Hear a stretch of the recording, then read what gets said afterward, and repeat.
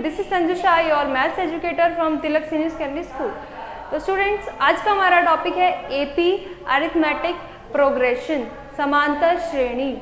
तो बहुत ही easy topic है आपका, बिल्कुल डरना नहीं है आपको, बहुत ही इंटरेस्टिंग वे में इसको समझेंगे हम।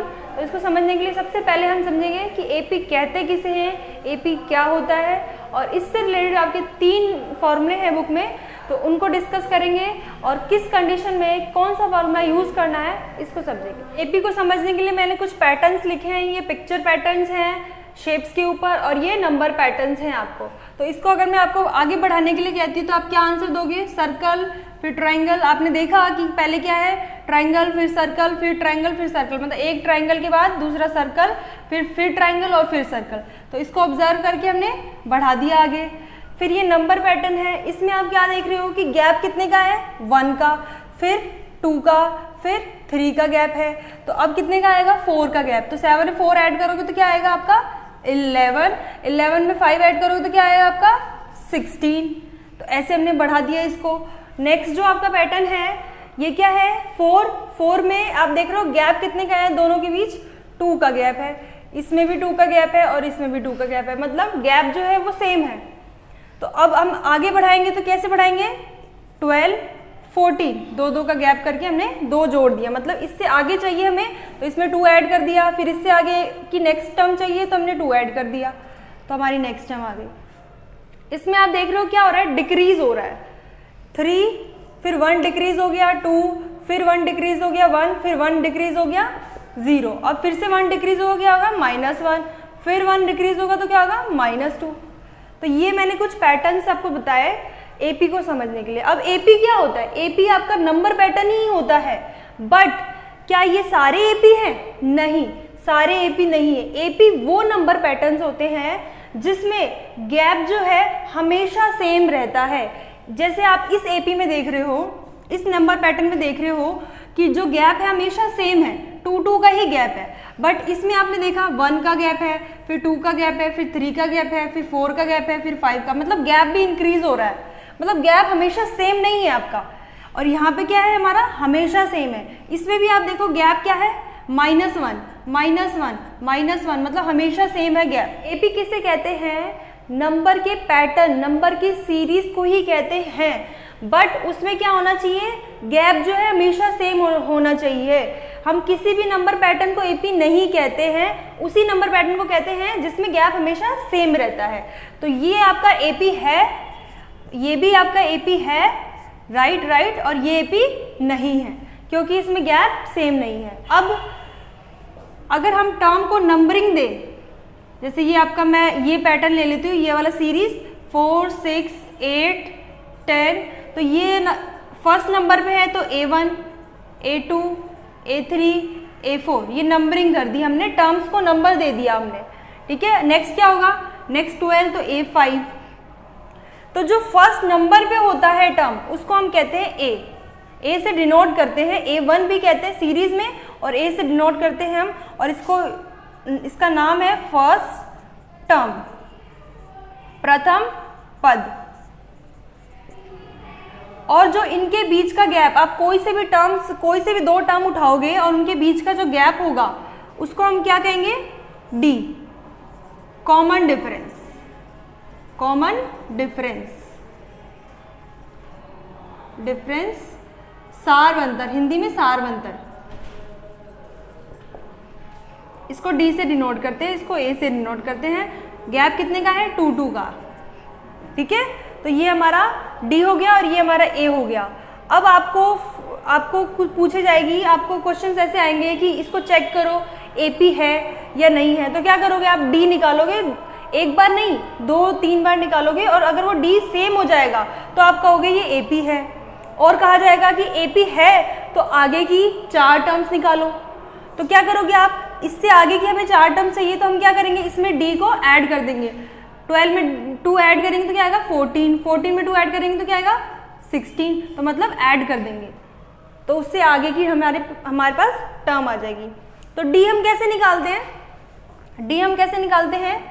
A2 - A1, मतलब अगली टर्म में से आपकी पिछली जो टर्म है वो माइनस हो जाती है तो आपका डी आ जाता है।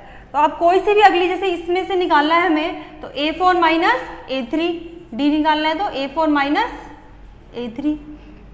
अब आपके इस चैप्टर में 3 फॉर्मूले हैं, ये तीनों फॉर्मूले हैं हमारे पास। अब हम एक एक करके समझेंगे कि जो फर्स्ट फॉर्मूला है कब यूज होता है, कैसे यूज करते हैं इसको। तो ये जो है फॉर्मूला, अगर मैं आपको बोलूं कि इसकी 30th टर्म निकालो, इस AP की 30th टर्म निकालो, तो क्या आप इसको 30th टाइम्स बढ़ाओगे आगे तक, तब आंसर दोगे? तो उस केस में हम क्या करते हैं, फॉर्मूले का यूज करते हैं। और फॉर्मूले, ये वाला फॉर्मूला आपका यूज होगा। इस फॉर्मूले की हेल्प से आप किसी भी नंबर का टर्म निकाल सकते हो। जैसे यहाँ पे फर्स्ट नंबर पे 4 है, सेकंड पे 6 है, थर्ड पे 8 है, तो वैसे ही मैंने आपको बोला कि इसके 10th नंबर पे कौन सी टर्म आएगी, 12th नंबर पे कौन सी टर्म आएगी, तो इसको हम फॉर्मूले की हेल्प से निकाल लेंगे। अब निकालते हैं, इस फॉर्मूले का यूज करना सीखते हैं। क्या है, an is equals to a plus n minus 1 into d। अब आप a तो जानते हो, a क्या होता है, अभी मैंने बताया कि जो फर्स्ट AP की जो फर्स्ट टर्म होती है उसी को a कहते हैं, प्रथम पद। फिर आपका d आता है, d क्या है, सारवंतर।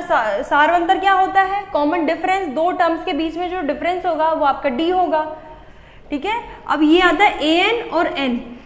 आपको जोन सी टर्म निकालनी है, जैसे मैंने बोला 10th टर्म निकालनी है, तो यहाँ पे क्या लिखोगे, a10, ठीक है।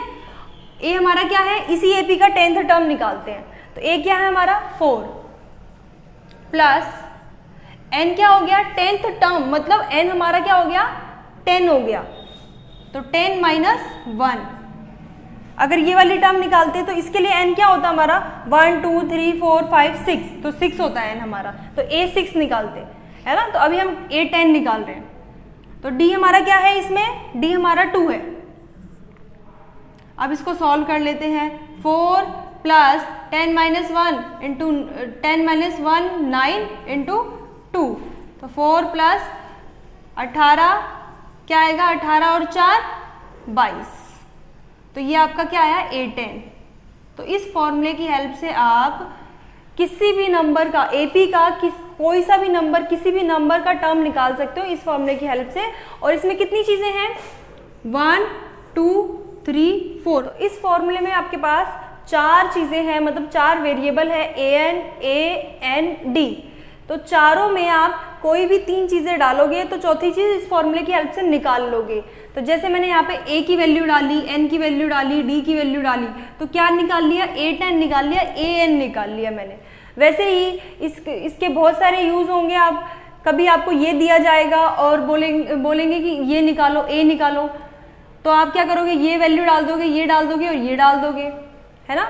वैसे ही ये भी पूछा जा सकता है आपसे, ये भी पूछा जा सकता है, तो आप इसमें से कोई सी भी 3 वैल्यू डाल के और चौथी निकाल सकते हो इस फॉर्मूले की हेल्प से। ये जो दोनों फॉर्मूले हैं आपके, ये दोनों फॉर्मूले समीशन के ही हैं। अब समीशन का क्या मतलब है, समीशन का मतलब है आपको टर्म्स का योगफल चाहिए, समीशन चाहिए, एडिशन चाहिए। जैसे मैंने ये AP ले ली है, तो इस AP के मुझे 4 टर्म्स के समीशन चाहिए। वैसे हम ऐड करते हैं तो क्या क्या आता है हमारा आंसर, 6 + 4 10, 10 और 10 20 और 28। इन चारों टर्म्स को हमने जोड़ा तो क्या आया हमारा 28। अब हम इसको इस फॉर्मूले की हेल्प से निकालते हैं। तो हमारा फॉर्मूला क्या है, SN is equals to n divided by 2 2a plus n minus 1 into d, ये हमारा फॉर्मूला है। तो इसमें n क्या है, नंबर ऑफ टर्म्स। जैसे हमें 4 टर्म्स का समीशन चाहिए, तो n क्या हो गया आपका 4 डिवाइडेड बाई 2। a क्या है हमारा, जो फर्स्ट नंबर पे आता है, ये हमारा a होता है फर्स्ट टर्म, ठीक है। तो इसको हम लिख दिया हमने, a की जगह पे क्या डाल दिया 4, n क्या है हमारा 4, तो 4 माइनस 1 और d हमारा क्या है 6 माइनस 4, क्या आएगा हमारा 2। अब इसको निकालते हैं, ये कट जाएगा तो क्या आएगा 2 8 3 2 6 14 को 2 से मल्टीप्लाई करेंगे क्या आएगा 28। तो देखा आपने, हमने ऐसे भी किया था नॉर्मली, जैसे हम करते हैं, तो क्या आया हमारा 28, और फॉर्मूले की हेल्प से भी क्या आया हमारा 28। तो अब आप, ये तो 4 टर्म्स ही है, वैसे तो आपको बहुत सारी टर्म्स का निकालना है, जैसे मैंने बोल दिया 10 टर्म्स का। तो उस केस में क्या आप सारी पहले टर्म्स लिखोगे और फिर ऐड करोगे, नहीं, फॉर्मूले की हेल्प से हमें करना है। तो फॉर्मूले की हेल्प से हम कैसे करेंगे, समझा आपने। इसमें हमारे पास कितनी चीज़ें हैं, ए है, एन है और डी है और एस एन है। तो एस एन आपका क्या हुआ, एस एन हमने क्या निकाला है, 4 टर्म्स का समीशन निकाला। तो एस एन क्या हुआ, S4 हुआ, एन की जगह पे हमारा क्या आ गया 4। तो S4 मतलब 4 टर्म्स का मैंने समीशन निकाला है। तो हमारा क्या है 28 फॉर्मूले की हेल्प से। तो इस फॉर्मूले में आपके पास कितनी चीज़ें हैं, 1 2 3 4 मतलब 4 चीज़ें हैं। और चारों में से अगर आपके पास 3 चीज़ें हैं तो आप एक चीज़ निकाल लोगे। जैसे मैंने एस एन निकाला, ए और एन और डी की वैल्यू पुट करके मैंने एस एन निकाल लिया। अब आप सोचोगे कि ये भी फॉर्मूला एस एन का है, मतलब दोनों ही समीशन का ही फॉर्मूला है, तो इसको हम कब यूज़ करेंगे। तो इसको हमें कब यूज़ करना है, जब आपके पास ए हो, एन हो बट डी ना हो। डी आपको पता नहीं, जैसे कि इसको मैं इरेज कर देती हूँ। अब मुझे डी कैसे पता चलेगा, डी तो हमारे पास है ही नहीं, सिर्फ ए है और मुझे ये बताया गया है कि 4 टर्म्स है और ये लास्ट टर्म दे दी है आपको। लास्ट टर्म को ही हम एल बोलते हैं, ए एन, ठीक है। जो हम ए एन बोलते थे वही हमारा एल है। तो ये हमारा एल हो गया लास्ट टर्म, मतलब 4th टर्म है ये हमारी, ये फर्स्ट टर्म है और ये टोटल मतलब हमारे पास 4 टर्म्स है। बट हमारे पास डी नहीं है, हमारे पास बीच की टर्म्स नहीं है तो हम डी नहीं निकाल सकते। तो जब आपके पास एन हो, ए हो और एल हो, ये 3 चीज़ें हो, तो आप ये वाला फॉर्मूला यूज़ करते हैं। तो इसको यूज़ करते हैं ए प्लस एल। तो एन की जगह क्या डालेंगे, 4 डिवाइडेड बाई 2। ए क्या हमारा 4 प्लस एल क्या हमारा 10। तो 10 प्लस 4 14 इंटू 2 कट जाएगा ये, तो क्या आया 28 ही आया हमारा। देखा आपने कि दोनों फॉर्मूले यूज़ किए तो हमारा आंसर तो सेम आया। बस डिफरेंस क्या है कि दोनों फॉर्मूले आपके समीशन के ही है।